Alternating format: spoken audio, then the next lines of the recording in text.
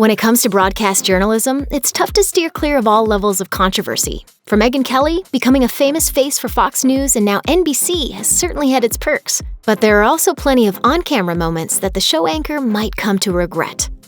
White Santa. In 2013, Megyn Kelly landed herself in hot water when she reacted to a Slate article by an African-American writer on how to make Santa more relatable to children of all races. And by the way, for all you kids watching at home, Santa just is white, but this person is just arguing that maybe we should also have a black Santa. But, Santa is what he is. As if her dismissal of any efforts to give Kris Kringle multicultural significance wasn't bad enough, she went on to add, Jesus was a white man, too. Experts quickly offered up historical evidence to contradict her claim, so Kelly would later walk back her statements by saying that her remarks were only, quote, tongue-in-cheek, and were lost on the humorless. But that didn't stop late-night hosts from having a field day with her words. You do know Jesus wasn't born in Bethlehem, Pennsylvania, right? And Santa can't just change colors. It's not like he's magic or anything. Staying in the shallow end. In 2015, the Duggar family of 19 kids and counting fame was in serious hot water after a police report revealed that oldest son Josh had inappropriate contact with his sisters while he was a teenager. To salvage their family brand and their television careers, the Duggars turned to Kelly for a primetime interview on Fox News. It did not sit well with media experts. Critics claim Kelly wasn't incisive enough or even interested in getting to the bottom of the scandal, but rather served as a puff piece for the embattled reality stars. That wasn't the last time Kelly would be accused of throwing softballs to interview subjects. In June 2017, Megyn Kelly made her big NBC News debut by interviewing Russian President Vladimir Putin, who has been accused of interfering with the 2016 presidential election. Kelly's interview was immediately controversial, as others in the media weren't impressed by her inquiry style. But the situation worsened when unaired footage from their conversation showed Kelly pandering to Putin. Virtually every person we've met on the street says what they respect about you is they feel that you've returned dignity to Russia. Even CIA analysts lashed out after the segment, saying that she basically fed Putin's ego and propaganda machine with the odd compliment.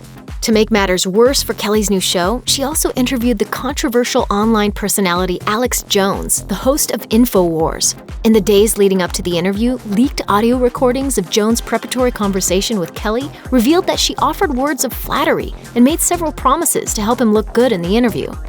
Kelly might have portrayed herself as a hard hitter, And I certainly will not apologize for doing good journalism. but these interviews made it questionable just how tenacious she really is. Changing her tune. When Gretchen Carlson filed her sexual harassment lawsuit against Fox News CEO Roger Ailes in July 2016, her former co-workers defended the embattled CEO with the notable exception of Kelly. Turns out Kelly made the brave decision to inform investigators that Ailes had made unwanted advances towards her during her early years at Fox. 2 days after Kelly's accusation was reported in New York Magazine, Ailes resigned. But while her decision to speak up was considered commendable by the public, her rationale for staying quiet about it for so long was not. She told NPR, "I wasn't looking to go file a federal lawsuit about it. I was looking to make it stop. And in my experience, women don't tend to want to make this into some bra-burning moment. They just want to do their jobs. They want to be left alone." Some critics pointed out that not only was the victim silencing aspect of her statement troubling, but the timing of her revelation was a little too convenient. She had a book to sell, her contract was ending with Fox News, and she was shopping herself around to other networks at the time. It wasn't the first time she reserved a cup of tea for an opportune moment, either. Scuffling with Trump. During the Republican primaries, Kelly and Donald Trump became engaged in a public feud after the then-candidate didn't like a question Kelly asked him during a debate. And while it made for great drama and positioned Kelly as an independent journalist, she would oddly end up withholding crucial information about Trump until after the 2016 election, when it appeared in her book.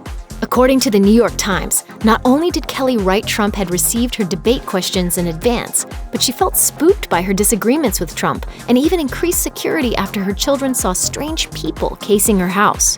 I thought it would never end. Right? I really thought it would never end. Maybe now that all these gaffes have been thoroughly explored and she seems to be feud-free at the moment, Kelly can learn from it and relaunch her new NBC series with much less controversy in tow. Only time will tell. Thanks for watching. Click the Nicki Swift icon to subscribe to our YouTube channel. Plus, check out all this cool stuff we know you'll love too.